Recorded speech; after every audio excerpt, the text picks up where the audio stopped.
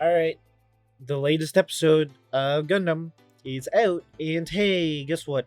You thought Char would just be like an anonymous character who like propelled the plot forward from the beginning, but then it was taken up by the newcomers. Nah, he's back. He's back. There's no point in spoiling it. If you go on Twitter, you'll be spoiled. If you go on any Gundam forum, that's all they're gonna be talking about.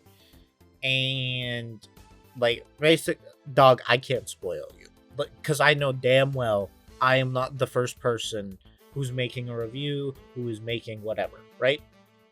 Anyway, this episode was pretty good though, and you know what?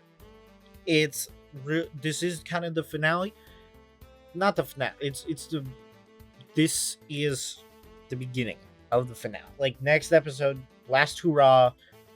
So everything is starting to fall into place, and then there's gonna be some bombastic fighting probably next episode, and then they discover that the best way to stop fighting is through understanding, or I don't know, something like that. And so since this show is starting to wrap some stuff up, let's go over that.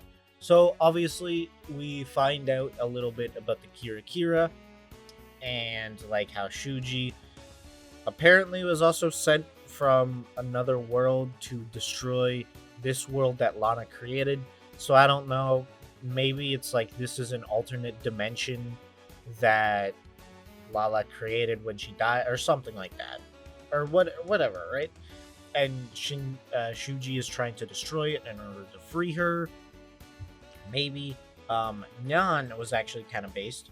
So I'm not gonna lie, I kind of thought she was gonna go full traitor, as in like she would betray her friends in order to, I guess, chase after Shuji, and like she was gonna give everything up for this guy, and like she'd like throw herself away only to realize that like Shuji doesn't really care about her, and that would like break her, and Gundam tragedy, right?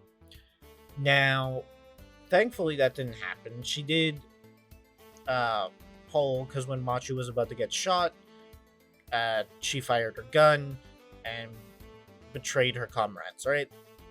Now, that's quite interesting. I kind of like that, it's like that's more of an emotional thing for me. Whether or not it was good writing depends. I do think though the way she reacted to it, because like she's scared, she's relatively speaking pretty alone. Like her only friend is Machu, and now Machu is doing things, as in like blowing stuff up, trying to blow stuff up, and getting embarrassed by Char Aznable. And like, yeah, to say to say that she is isolated, and then that leads her to like developing a sort of just, I'll just trust whoever is nice to me rather than using like my own thought process. You kind of saw the hints of that in the previous episodes. So then having that completely break once she sees her actual like friend, it's kind of nice. Now, to be fair, I feel like those two, while they have interacted a lot, I kind of wish they interacted much more.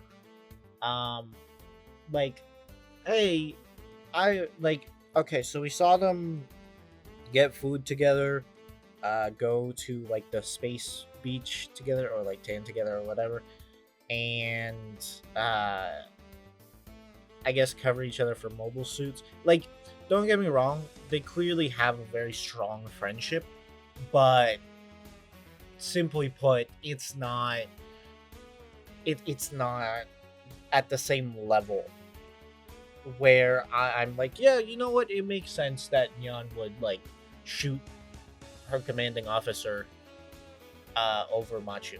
And like, to be fair, they do make it seem like it was an accident, where like she kind of just did it instinctually, which is nice. It's not exactly like she's betraying Zeon in order to protect Machi, which like I like it but I like it from an emotional point, not exactly a writing point. Just because, yeah, like, I'm gonna be real. I like friendships. Friendships are pretty cool. Having friends is pretty based, you know? But yeah. Anyway, that's kind of. But that's just one tidbit of the episode. Char's also here doing Char things, so we find out a little bit about the lore of Shuji. He's connected to Char. We kind of already assumed that, but he is definitely, and he's also a new type, which we already knew. But like, he's like even a more special new type than Char. At least Char from this universe. We don't know about canon Char. I'm still trying to figure out how things stack up here. Little bit of spoiler, but we see the Gundam at the end of this episode. So I'm guessing that Shuji is going to be the one piloting it and he's going to be the final boss. Or maybe it will actually be Amuro. But if it's Amuro in the original RX and he's like the final boss, that's going to look really bad on this universe. Like, I'm not going to lie. Okay, people were talking about like Soletta being a fraud from Witch from Mercury and like how she like needs like a psychic connection to any Gundam in order to successfully pilot it.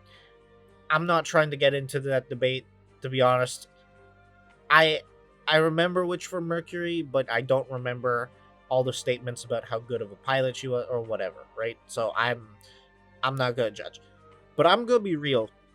If it turns out that Amuro from the first Gundam show is comparable to Machu, Nyan, and Char all attacking him at the same, if he's able to 1v3 and they only win by like the power of new type love or whatever, then I'm gonna be real, dog.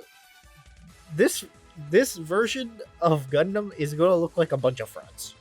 Like, it's gonna look really bad. Like, I was already yapping about how the Double Zeta would run the gauntlet of this universe, and like, honestly, if that turns out to be like Amuro in the original RX, bro, that ass, I think like 4 gyms might be able to like overthrow Xeon or something. Like, don't get me wrong, Amuro's a good pilot, but like Amuro in the original Gundam is not comparable to Camille in the Zeta Gundam, Judah in the Double Zeta, or Amuro again in the new Gundam. And that's mostly just due to firepower, you know, better mobile suits, right? But anyway, I'm once again getting off topic. We do also find out that Char knows who Lana is, despite the fact that like in this timeline he's never actually met her, or I don't believe so. And the Lana in this universe never met the Char of this universe, and the only way they know of each other is through their psychic links, with new type powers. So yeah, overall, it's been quite an enjoyable episode.